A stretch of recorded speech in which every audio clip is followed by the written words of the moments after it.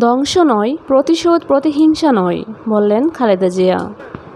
BNP chairperson Khaleda Zia virtually দেওয়া বক্তব্যে বলেছেন, দীর্ঘ আন্দোলন, সংগ্রাম ও ত্যাগের মধ্য দিয়ে ফ্যাসিবাদী অবৈধ সরকারের কাছ থেকে মুক্তি পেয়েছি। বীর সন্তানরা যারা মরণপণ সংগ্রাম করে অসম্ভবকে সুন্দর করেছে, শত শত শহীদদের জানায় শ্রদ্ধা। এই বিজয় আমাদের নতুন সম্ভাবনা নিয়ে এসেছে। বুধবার রাজধানী নয়াপল্টনে বিএনপির সমাবেশ তার এই বক্তব্য প্রচার করা হয়।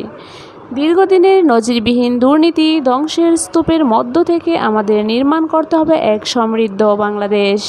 ছাত্র তরুণরাই আমাদের ভবিষ্যৎ।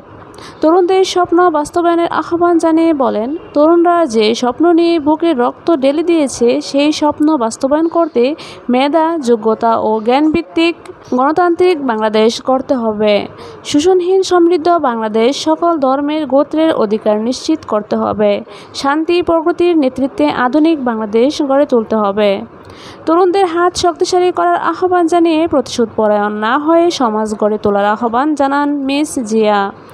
ধ্বংস নয়, প্রতিশোধ, প্রতিহিংসা নয়, ভালোবাসা, শান্তি ও জ্ঞানভিত্তিক সমাজ গড়ে তুলি।